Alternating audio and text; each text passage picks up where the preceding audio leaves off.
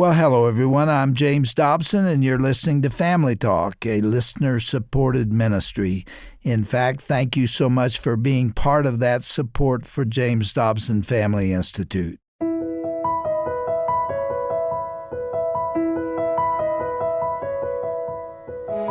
Well, welcome to Family Talk, the broadcast division of the Dr. James Dobson Family Institute.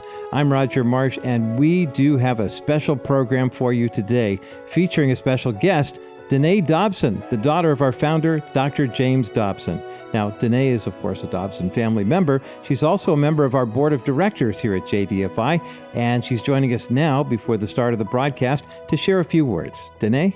Thank you, Roger. Hello, everyone. I am Danae Dobson, daughter of Dr. James and Shirley Dobson, and I've been in Colorado Springs for a visit with my parents these past few weeks, and I thought I'd pop into the studio to greet you all and introduce our program today.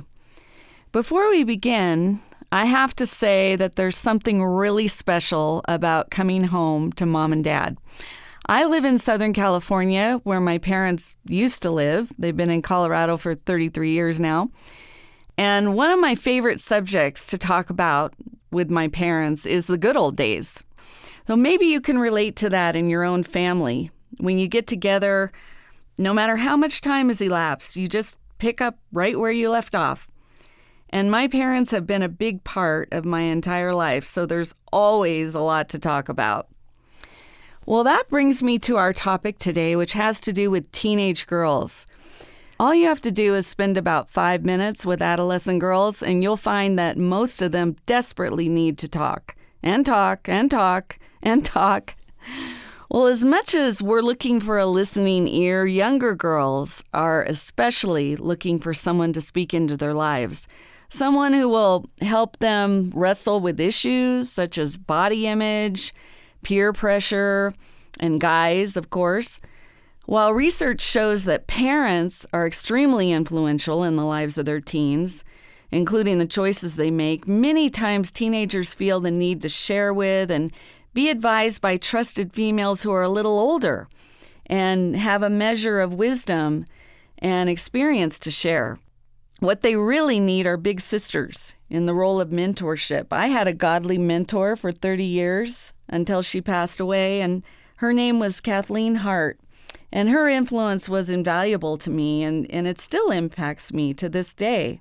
So having weathered the teen years myself, I took on the mentoring role and wrote a couple books for adolescent girls years ago. One is entitled Let's Talk, and the other is Let's Walk the Talk. And I wrote these books because I really wanted to help teen girls deal with issues that we all go through, that issues that I went through. I realized that today's young people are caught up in their virtual world. Everybody's online, and the dynamics have changed from when I was a teen.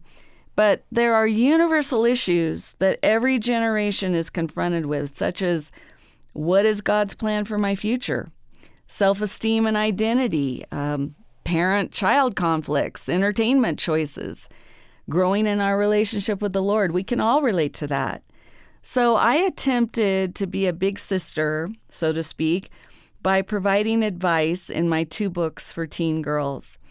And when Family Talk was in its infancy, I sat down with my dad in the studio, and we did a broadcast and shared an exchange about this subject. So let's listen now to the discussion I had with my dad, Dr. James Dobson, about my book, Let's Walk the Talk, right here on Family Talk.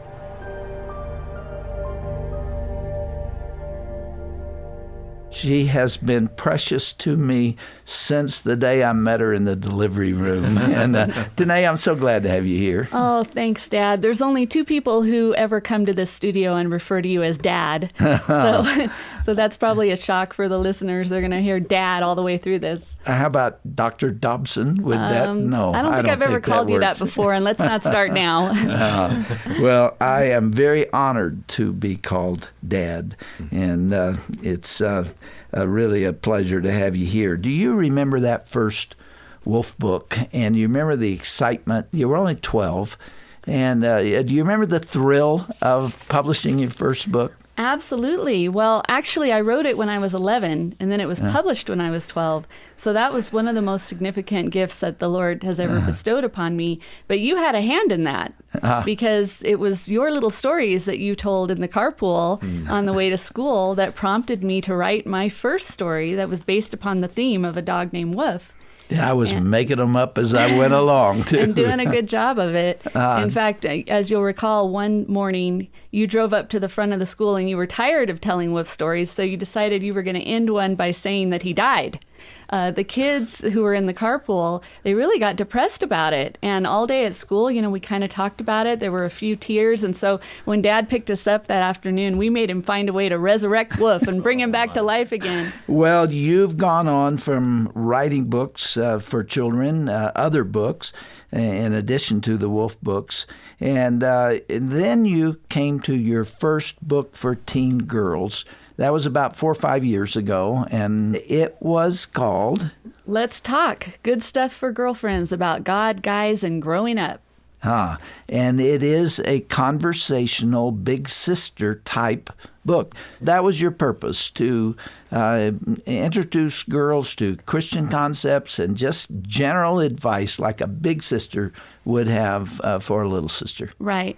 That book really tapped into the issues that teen girls are dealing with, such as postmodernism and family dilemmas and dating issues, maintaining a healthy weight, and eating disorders, clothing choices. There were many issues that I covered in that book, and a lot of them are issues that transcend the generations. Because some issues such as self-esteem, peer pressure, of figuring out what you're going to do with your life and where God fits into the plan. I mean, generations have dealt with those issues. They're always relevant. Well, today we're going to talk about the sequel to Let's Talk. And give us the complete title and subtitle again, please. The title is Let's Walk the Talk, Girlfriend to Girlfriend on Faith, Friendship, and Finding Real Love. And the real love is really referring to discovering the love of God. There's a strong spiritual component in this book. And you told me before we came in the studio that you have found teen girls really want that spiritual component. They do. And yet what I found in my research is that the ones who are really committed to the Lord and are sold out for Christ 100%, they just cannot be moved.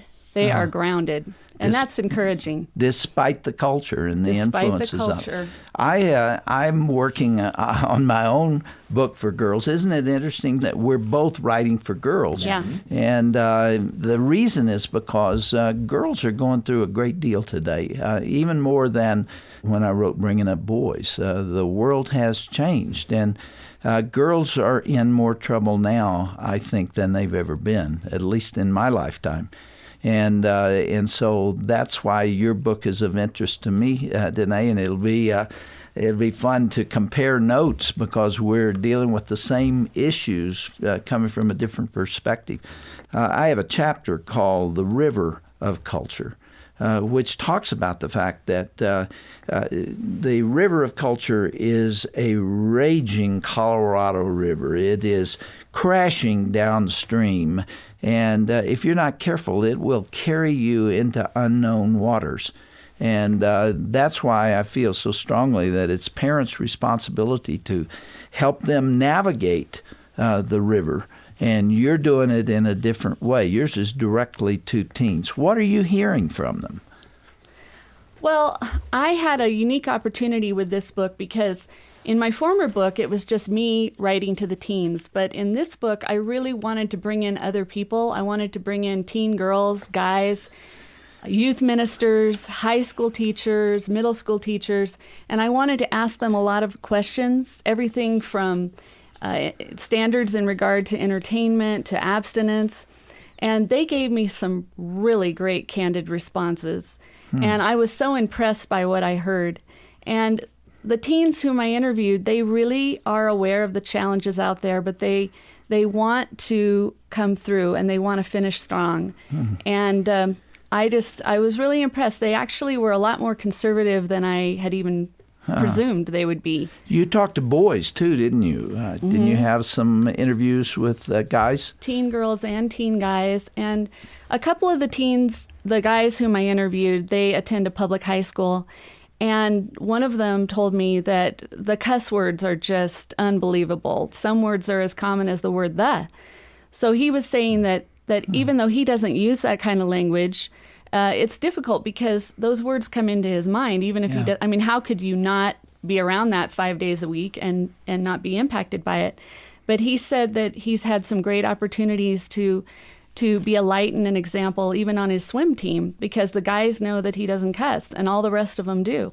And he said sometimes he feels like he's not heard or acknowledged because he doesn't cuss, but nevertheless, he's making a difference and they are seeing that difference in his life. You know, I taught school, as you know, when I was very young. I taught the 6th grade, 7th grade, 8th grade. I was a junior high counselor and then a high school counselor.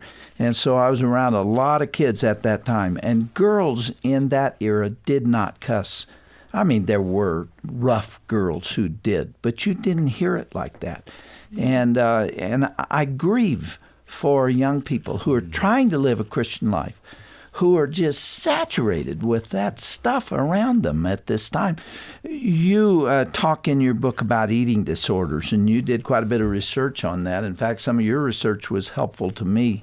Explain what you have learned and what you have said. That's really heartbreaking to me because, well, you may recall a year ago in Nashville, we had dinner with a friend of our family's, and he expressed concern about one of his daughters who was struggling with an eating disorder. And that's how I found out about what she was going through. So I contacted her and I interviewed her for my book.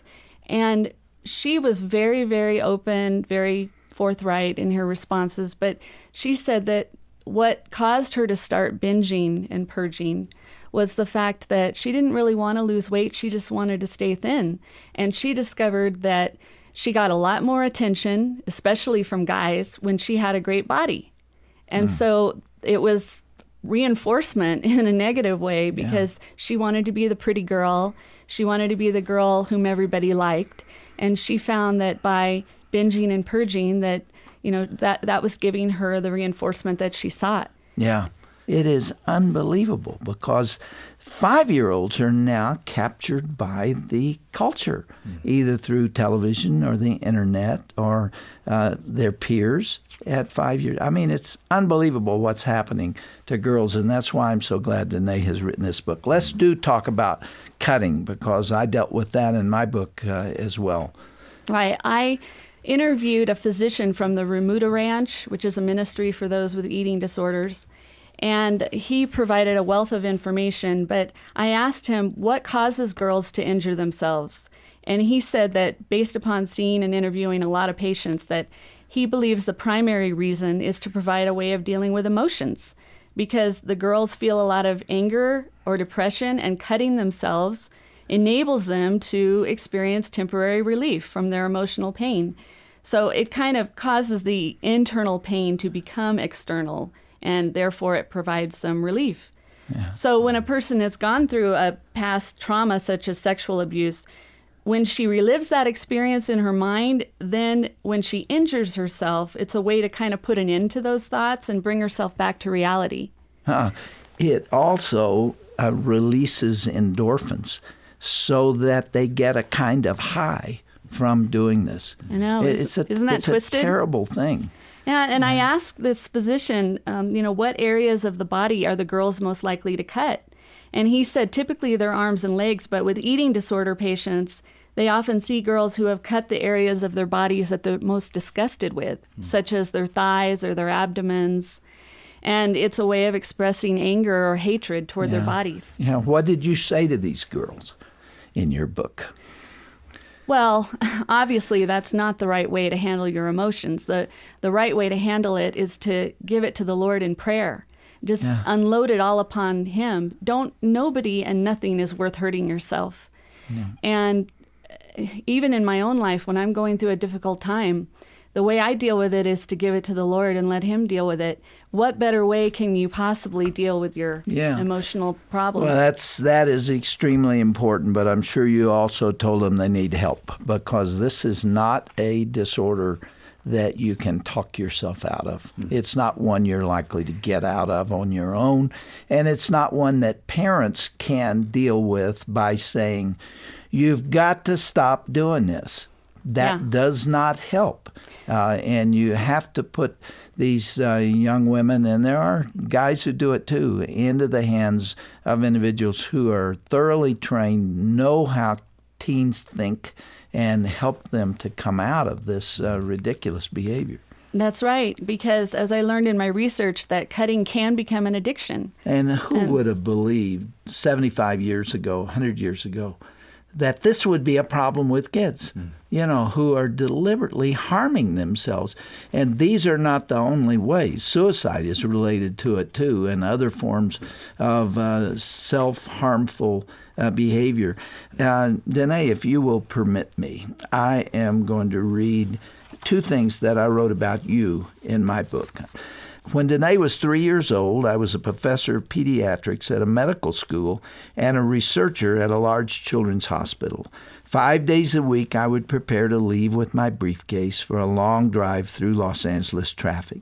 Typically, Danae would cry. She didn't want me to go. I would give her a big hug, and I'd promise to hurry home that afternoon, but she was inconsolable. I can still see this precious kid standing in the doorway crying. Danae was particularly upset one morning as I explained again why Daddy had to go to work. Her beautiful blue eyes welled up with tears, and she said sorrowfully, "It's all right, Daddy. I forgive you." I asked my daughter a few weeks ago if she remembered those days. She has a remarkably vivid memory of her childhood, which is almost scary at times. She not only remembered her tears on that morning that I'm describing, but she recalled something for me that I had forgotten. One day when she was 3, she and her mother came to the front yard to wave at me as I drove away. I had already backed out of the driveway, however, and I didn't see them standing there. Danae recalls that she sobbed in disappointment. Then when I was a long block away, I happened to catch a glimpse of my little family in my rearview mirror. They were still frantically waving goodbye. As I was going around the corner, I put my arm out of the window and I waved in return. Even after all these years, Danae remembers the excitement she felt at that moment when her daddy saw her and returned her wave. You're That's crying beautiful. today. Yeah, that's really special. I remember that so vividly because we had waved for so long and you didn't see us. Yeah. And you were almost ready to turn the corner and I saw that hand go up and it was like, I felt like my job was done that day. I didn't remember it till you told me about it, but I vividly remember it today because I just frantically waved out the window and hoped that you would see me. And I found out that night you did. There's one thing I wanted to mention though, and you and Mom were just so good about providing unconditional love for us and spending time with us. And yet, my self-esteem still got whacked in junior high. And I think that happens to a lot of kids. They can have a great upbringing, but sometimes on the school campus, it's a whole other situation. And as you'll recall, in 9th grade, I transferred to a new school. And I didn't really know anybody. I couldn't break into the cliques even if I had tried. And so that was a very difficult time for me. It was a public school. And I remember the very first day of school, there was a girl who was assigned to take me around to my classes and show me where the lunch area was. And so she seemed to like me. And so, we kind of hit it off. And the next day, I thought that the same arrangement was going to repeat itself. So I'll never forget standing in the snack line with her on my second day. And she turned to me and she said, "You don't have to keep hanging around with me if you don't want." Mm-hmm.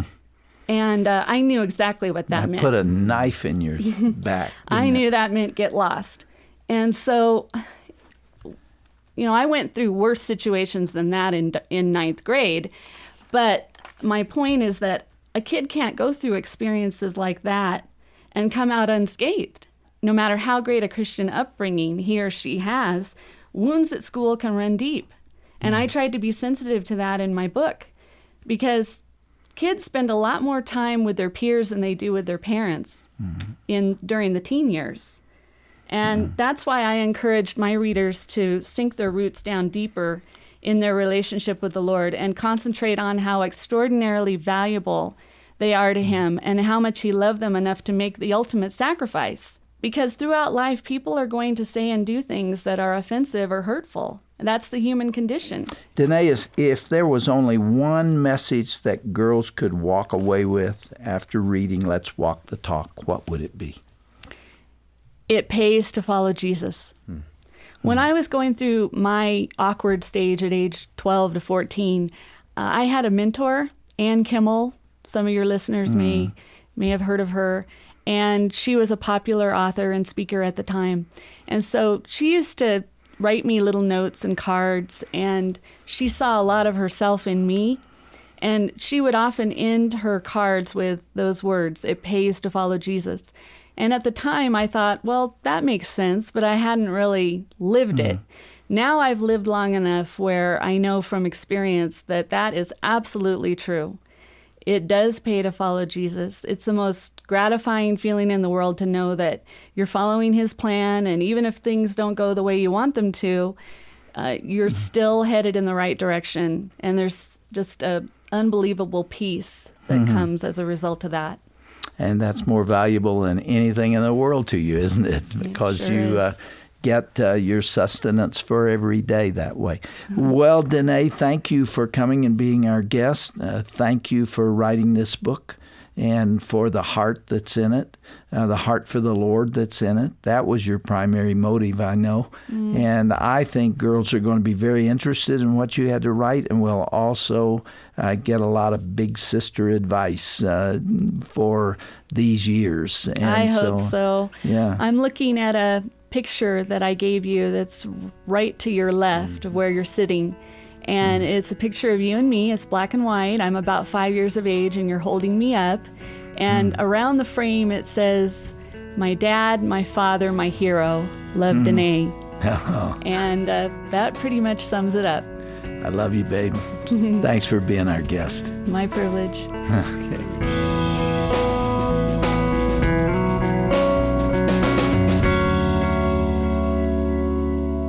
Thank you for listening today. My parents and I and the staff at Family Talk so appreciate your friendship and your prayers and support. Roger, why don't you close us out? Happy to do so, Danae. And I want to take a moment to thank you for joining us on the program today. This has been such a treat, and I know our listeners have enjoyed having you here as well. So thanks for being with us. Now, if you'd like to learn more about Danae Dobson or her book called Let's Walk the Talk, simply visit the broadcast page on your Family Talk app or visit drjamesdobson.org/Family Talk. Danae's book shares Christ-centered insights to many of the challenges teens face. She approaches these topics in a big sister conversation style, and I'm sure many girls will really be inspired by her book. Again, you can find information on Danae Dobson's book, Let's Walk the Talk, by going to drjamesdobson.org/Family Talk. And while you're on our website, you can also check out the book Dr. Dobson mentioned today. It's the book called Bringing Up Girls. His book is written from the extensive research he's done over the years as a psychologist. Dr. Dobson seeks to equip parents to face the challenges of raising a daughter in today's world so she can be a healthy, happy, and successful woman. Now, we'll be happy to send you a copy of Bringing Up Girls as our way of thanking you for your gift of any amount in support of the Dr. James Dobson Family Institute today. So go to drjamesdobson.org/Family Talk and click the link at the bottom of the broadcast page. That's drjamesdobson.org/Family Talk and click the link at the bottom of the broadcast page. You know, as parents, we want our daughters and our sons to have bright futures. In our world today, that can sure be a loftier goal than what was possible only decades before. Families are struggling to put food on the table. A college education does not guarantee you a good job anymore, and kids are facing unthinkable problems at younger and younger ages. I mean, can you imagine issues like gender confusion when you were 4 and 5 and 6 years old? So as a parent, what are you to do? Well, one place moms and dads can start is by helping your children develop a biblical worldview and a solid relationship with the Lord. This better equips boys and girls with the right tools to navigate a broken culture that surrounds them and can be very confusing. Here at the Dr. James Dobson Family Institute, we have established the new Dobson Culture Center to help you in this quest. The mission of the DCC is to strengthen Christians by teaching that a biblical worldview is the foundation for marriage, parenting, and preserving human dignity. If we as believers stand for truth, even when it is hard, we can have a positive impact on culture and provide hope and a better future for generations to come. To start receiving the Lighting Up Culture newsletter from the Dobson Culture Center, simply click the Culture Center tab at the top of our homepage at drjamesdobson.org. I'm Roger Marsh. Thanks so much for listening, and thanks for making Family Talk a part of your day. Be sure to join us again next time right here for another edition of Dr. James Dobson's Family Talk. This has been a presentation of the Dr. James Dobson Family Institute.